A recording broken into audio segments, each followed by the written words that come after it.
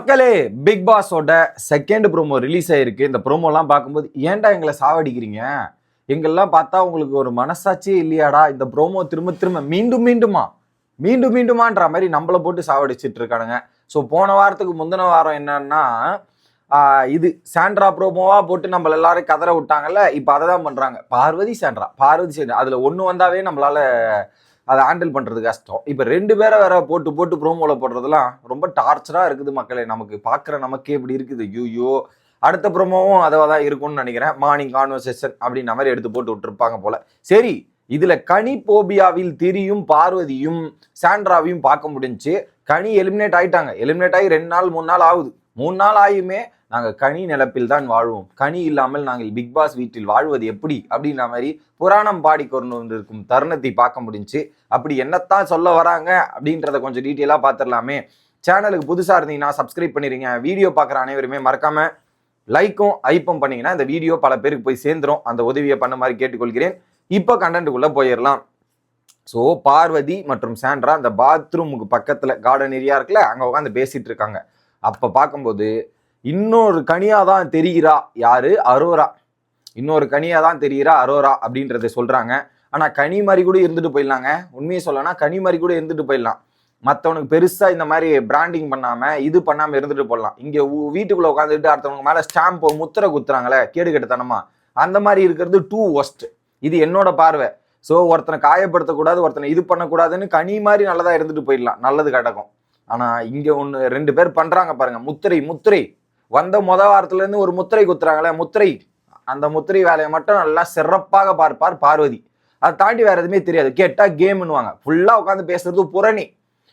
இதுல ஒரு காலகட்டத்தில் பல பேர் சொல்லுவாங்க மக்களே, ஊர்கெழுவி அப்படிங்கிற மாதிரி. பிக் பாஸ்ல இந்த மாதிரி முன்னாடி ஒன்று பின்னாடி ஒன்று இப்படிலாம் பேசிக்கிட்டே இருப்பாங்க.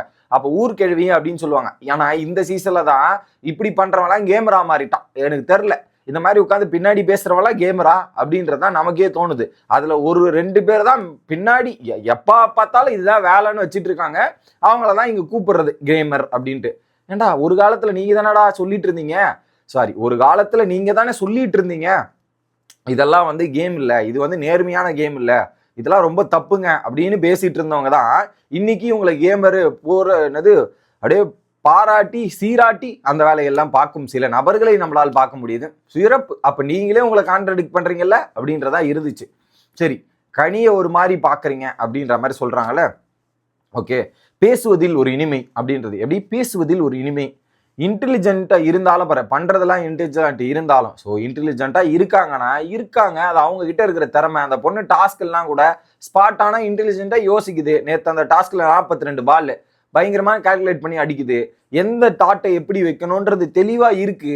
அது அந்த பொண்ணோட அந்த பொண்ணோட ஸ்ட்ரென்த்து, அந்த பொண்ணோட டேலண்ட். அது அந்த பொண்ணு அந்த டேலண்ட்டை பயன்படுத்துது. எப்படி உங்களுக்கு பேச தெரியுமோ, எப்படி உங்களை ஒருத்தனை வந்து எப்படியே மனிப்புலேட் பண்ண தெரியுமோ, அது உங்க டேலண்ட்ல பாரு. அதே மாதிரிதான் அது அவங்களுடைய டேலண்ட் பாரு. நீங்க என்ன வேணாலும் பண்ணலாம், அது உங்களுக்கு சரி. அந்த பொண்ணு என்ன பண்ணாலும் உங்களுக்கு தப்பா? புரியலையே எனக்கு. ஓகே, இருந்தாலும் ஆனா அதுக்கு பின்னாடி ஒரு கடுமையான வில்லத்தனம் இருக்கு. அந்த பொண்ணு என்ன வில்லத்தனம் பண்ணிச்சு பார்வதி பார்த்தாங்க. ப்ரூவ் பண்ண சொல்லுங்க. Prove me. இது அரோரா என்ன வில்லத்தனம் பண்ணாங்கன்னு ப்ரூவ் பண்ண சொல்லுங்க. ப்ரூவ் பண்ணுங்க. ஏன்னா அவங்க சொன்னாங்களே குரூப்பா நாமினேஷன் டிஸ்கஸ் பண்ணி பண்ணீங்கன்ற மாதிரி சொன்னப்ப அதை ப்ரூவ் பண்ணுங்கன்னா ப்ரூவ் பண்ணாம அது மாதிரி பார்வதி சுத்திட்டு இருந்தாங்களே. ஸோ முக்காவாசி ப்ரூஃப் வேணும், ஆனா ப்ரூஃப் பண்ண மாட்டாங்க. ஏன்னா இருக்காது, இருந்தா தானே பண்ண முடியும். ஸோ என்ன வில்லத்தனம் பண்ணாங்க, வில்லத்தனம் மாதிரி இருக்குன்றது உன்னோட பர்ஸ்பெக்டிவ். ஆனா என்ன கடுமையான வில்லத்தனம் என்ன பண்ணியிருக்காங்க? ஏன்னா இப்ப அரோரா டாப்ல போயிட்டு இருக்கா. ஏன்னா வீக்கெண்ட் பாராட்டு கிடைக்குது, ரைஸ் ஆகுது.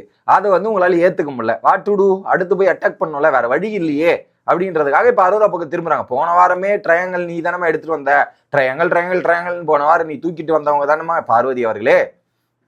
இதுல குறிப்பா நம்ம மென்டலா இவங்கெல்லாம் அட்டாக் பண்ணிட்டாங்க. என்ன மென்டலா அந்த பொண்ணு ஒன்று அட்டாக் பண்ணிச்சு, அதுக்கு பதில் சொல்லுங்க. என்ன மென்டலா உங்களை அட்டாக் பண்ணாங்க சொல்லுங்களேன். நீங்க தான் அந்த பொண்ணு ஆபாச குறியீடுன்ற மாதிரி மென்டலா அட்டாக் பண்ணீங்க. அதெல்லாம் ஒரு இமேஜை கிரியேட் பண்ணீங்க, பிராண்ட் பண்ணீங்க, எல்லாமே பண்ணது நீங்க. அப்படியே நீங்க நல்லவங்க மாதிரியும் அந்த பொண்ணு இது மாதிரியும் கிரியேட் பண்றீங்களே எப்படி? டோட்டலி நாங்க என்ன அட்டாக் பண்ணாங்கன்னு ப்ரூவ் பண்ணுங்க மேடம், ப்ரூவ் பண்ணுங்க. அதை மீறி வர கொஞ்சம் எனக்கு டைம் எடுக்கும். சரி, உங்களை மென்டலா அட்டாக் பண்ணிட்டாங்கன்னா அதை மீறி வரது டைம் எடுக்கும். ஸோ அந்த ஒரு பாயிண்ட் அக்செப்ட் பண்ணிக்கிறேன்.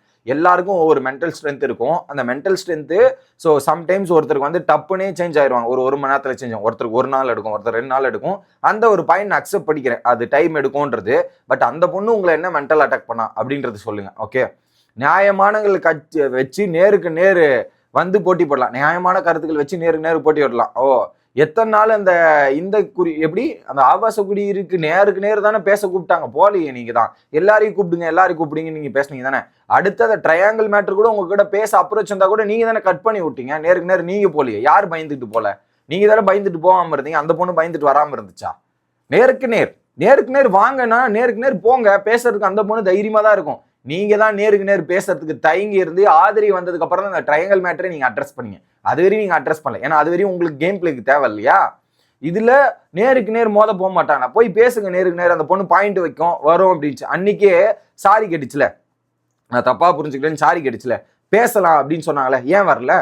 பேசலாம்னு சொன்னாங்களாங்க, நேருக்கு நேர் பேசலாம் தானே அந்த பொண்ணு கூப்பிட்டுச்சு. அன்னைக்கு அந்த கமருதீனும் இந்த மேட்ரு, அது அந்த கன்சர்ன் மேட்ரு, அப்ப அது நீங்க வர வேண்டியது தானே. எதுக்கு வரல? நேருக்கு நேர் யார் வராம போனா? நீங்க தானே வராம போனீங்க. அந்த பொண்ணு கூப்பிட்டுச்சுல, வந்திருக்கலாம்ல. யார் தப்பு? பண்றதெல்லாம் அவங்க பண்ணுவாங்களாம். ஆனா பின்னாடி போய் பண்ணக்கூடாது. ராஜ வேலைக்கு பார்க்கும் குட்டிகன். என்ன ராஜ வேலை பார்த்தாங்க? ப்ரூவ் பண்ண சொல்லுங்க. ஒன்றும் இருக்காது. சிம்பிளி வந்து பிராண்ட் பண்ணணும். பிராண்டிங் அப்படின்றதா ஒரு வேலை. பிராண்டிங் தான் பண்ணுவாங்க. வந்த வாரத்துல இருந்து டில்னா அவங்க பண்றது தான் நிறைய பிராண்டிங் தான். ஆனா அவங்க மேல யாராவது ஒரு பஜாரி அப்படின்னு சொன்னா அக்செப்ட் பண்ணி ஏத்துக்க முடியாது. அன்னைக்கு போய் சுபிக்ஷா கிட்ட ஏறுவாங்க. ஆனா இவங்க மட்டும் அடுத்தவங்க மேல என்ன பிராண்டிங் வேணாலும் போட்டு போகலாம். சரிப்பா, சூப்பர்ப்பா அப்படின்ற மாதிரி இவங்க என்ஜாய் பண்ணிப்பாங்க. நல்லா பண்றீங்க, சிறப்பா. தட் டூ கேமர்ஸ் வேற மாதிரி. Bye guys.